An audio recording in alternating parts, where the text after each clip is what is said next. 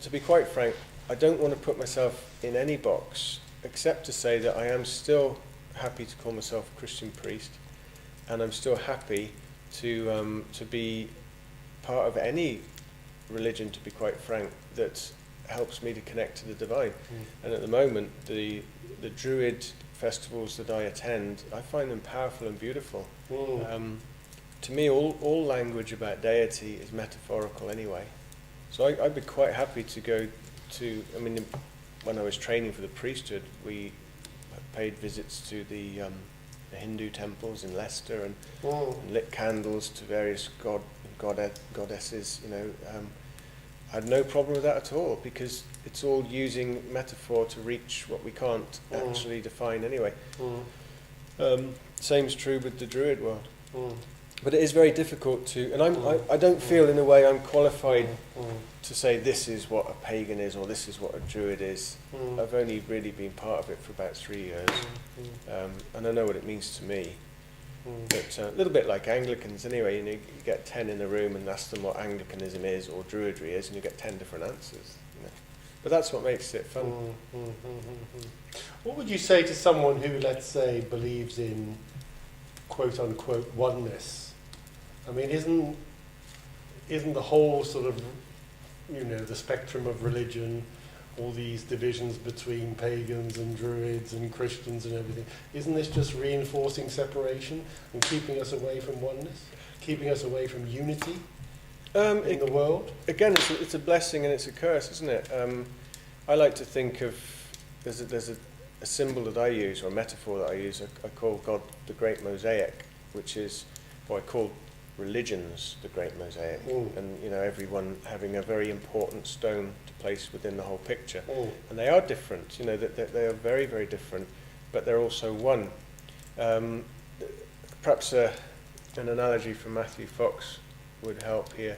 He talks about many wells but one river, and you know, at the surface, they all look so different.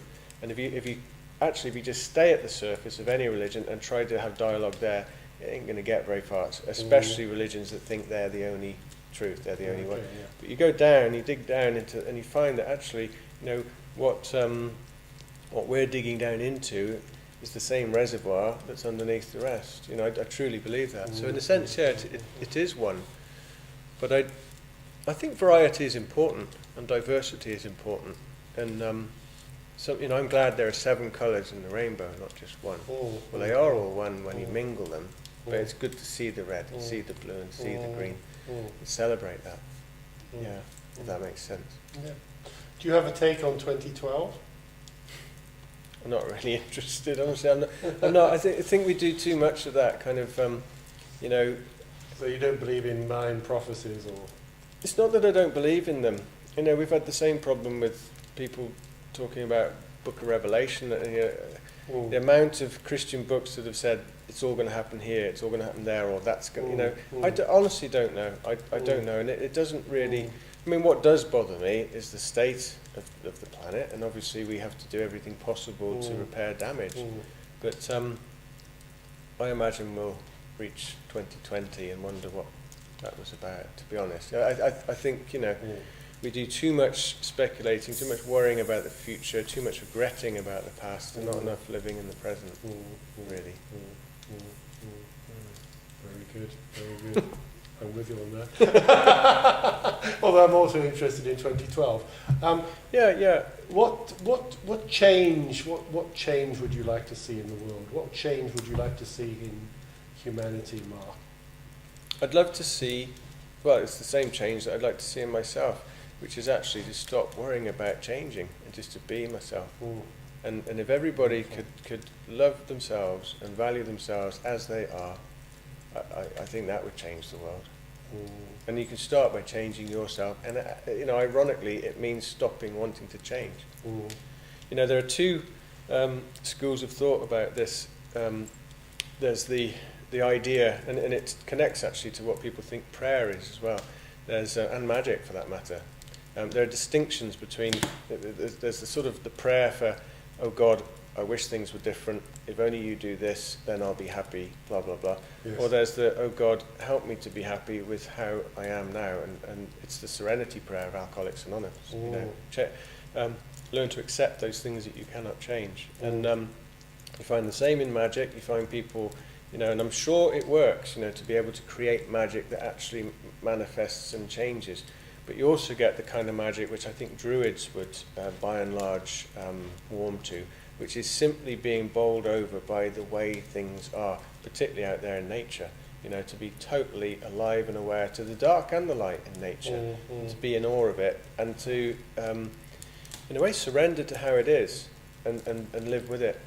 And earlier on we mentioned that amazing spiritual teacher, Byron Katie. You know, her whole thing is really, you know, whereas some spiritual books that come out of California are all to do with having whatever you want, she's the opposite of that. It's learning to want whatever you have and learning to be at peace with how things really are, rather than always want it to be different. So to me, I want to learn to love life for how it is, to love people for how they are, and to love me for who I am, instead of apologising all the time, because I've done too much of that. I've probably even done it in this hour. I was just about to apologise because I know that I've stumbled over some words and I've not expressed myself in the way that perhaps I would have wanted to. But, you know, I was about to apologise for that. But how ridiculous. You know, why should we always apologise for how things are and wish they were different? That's beautiful, Mark. I loved it. Fantastic. What a great way to end.